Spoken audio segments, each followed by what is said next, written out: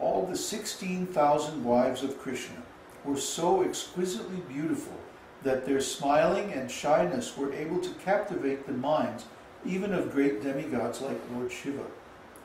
But still, they could not even agitate the mind of Krishna, in spite of their attractive feminine behavior. It's very interesting that when the scripture talks about their exquisitely beautiful, they don't talk about their figure, they don't talk about their bodily characteristics, but they talk about their smiling and their shyness. In other words, their personality. Their personality, their qualities, their feminine qualities. The feminine personality, this is considered the most attractive feature of a woman. Of course, nowadays, there's all this agitation for equal rights and equal this and equal that. And in the process, the women are losing their nice feminine qualities, and they're becoming just like men. They're becoming degraded. They're having to go out in the workplace and compete with men and learn all the same tricks. Is that the meaning of equal right? Equal rights? That you learn all the same dirty tricks? Actually, what equal rights, or spiritually equal rights, means that the women should be able to manifest their most attractive qualities, which is in their personality and their nice dealings, very aesthetic, very sweet, emotional dealings with everyone. But they should be so nicely protected by the men that they don't have any worries about this. And they certainly don't have to engage in the same kind of competitive material activities as the men. In Vedic society, in fact, even in the family home, in Vedic society, this was realized. But the men would live on the outside, and the women would live on the inside. And in the middle there would be a courtyard. And all the family activities like cooking, and the family cow, the family temple, all of these were on the inside. The children were educated by their parents. They didn't send them away to school. They were educated by their own family members, or they would have a brahmana come and teach them like that. Or if they were really spiritually inclined, maybe they would go to Gurukula. But in most cases, the brahmanas would be engaged by their family. They would come and teach. And so the women and the children were always protected.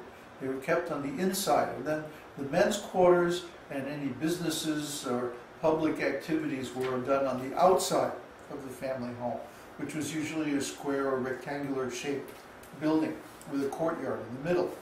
Then there would be a gateway, usually on the east or the south, but that gateway was usually kept closed.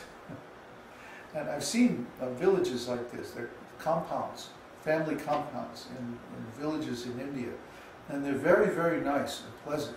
You go inside, and then there are trees and garden and kitchen and temple and everything is there, and you think you're in Vaikuntha. You can't hear the noise or anything from outside. The men all live on the outside. And then only the family activities, like the family meals, family worship activities, maybe if there's a wedding or some other, samskaras, are done in the family temple on the inside. So anyway, every one of the thousands of wives of Krishna was thinking that Krishna was captivated by her feminine beauty. But this was not the case. Krishna is therefore the supreme controller of the senses, and this is admitted in Bhagavad-gītā, where he is addressed as Rishikesh. Rishikesh means the master of the senses. Rishikesha, Rishikena.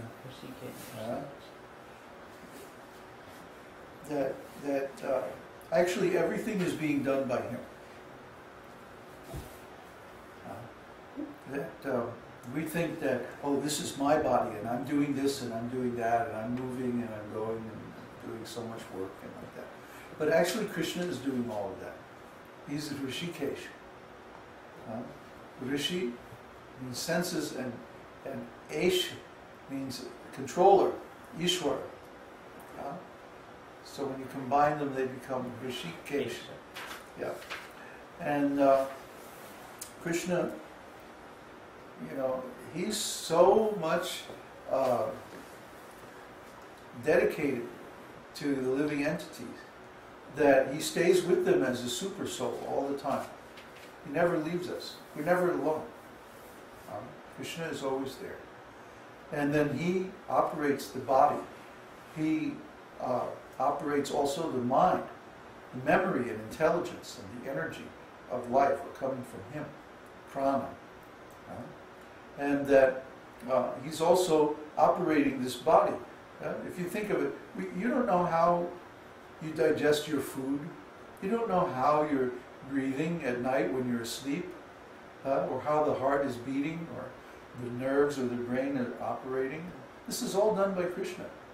Krishna has transcendental intelligence, so he can do all these things, and he just creates a machine to do his will. He doesn't have to think about it personally. But once he creates one machine, they go on creating other machines automatically, without his personal care. But he simply desires something, and it happens. So we think, oh yes, I'm doing this, I'm raising my hand, I'm moving here and there with it. But it's actually Krishna is doing that.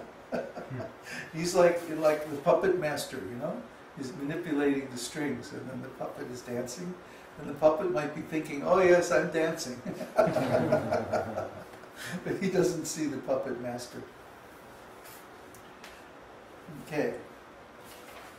23 is steadfast. A person who continues to work until his desired goal is achieved is called steadfast.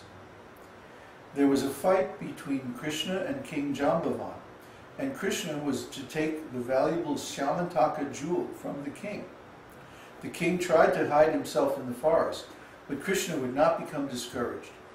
Krishna finally got the jewel by seeking out the king with great steadfastness. Well, there's so many examples. Speaking of Jambavan, when Lord Ramachandra's wife Sita was kidnapped by Ravana, then he had to go on a long odyssey, with so many obstacles and so many side plots and distractions and so many things. But finally he achieved his goal. And similarly in Vrindavan, Krishna wanted to win the heart of Srimati Radharani. And finally, after many, many obstacles and difficulties and different tests, then he finally got her as his paramour. And then he made a statement, he boasted, he said, today I have won the heart of Srimati Radharani, the Queen of Vrindavan, as my very own beloved. And I have accomplished this due to the highly elevated state of my mind.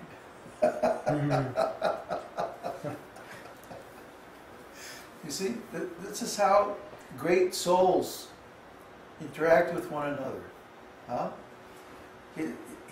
Krishna is not attracting Radharani by force. He's not attracting Radharani by politics or by any kind of manipulation. He's attracting her by his extremely exalted personal quality. See? And this way he doesn't have to use any tricks. He doesn't have to use any force. See? And similarly, Radharani is attracting Krishna by her personal qualities. She is so blissful. She is the absolute personification of bliss. Hladini Shakti, the power of enjoyment. God's own power of enjoyment is manifest, is personified in Srimati Radharani. So when he wants to enjoy, naturally he thinks of her. And then the attraction between them develops by the interaction of their personal qualities. See, we follow this mode in building our preaching network. And everyone should understand this. We don't try to trick people, we don't try to force people, we don't try to get into debates or arguments about this philosophy or that philosophy or different organizations or whatever. We simply present the nice transcendental qualities of Śrī Kṛṣṇa and the science of devotional service, which is how to please him. And then we say, okay, you try it. If you're sincere, you'll at least try it a little bit. And if you try it, and according to the procedure given in the scriptures, then you will certainly get the result. And when you get the result, you're going to be so pleased that you're going to want to continue more and more. See? At least we don't say, no, you have to believe this and you have to just take it on faith. Well, we don't offer, like Srila Prabhupada was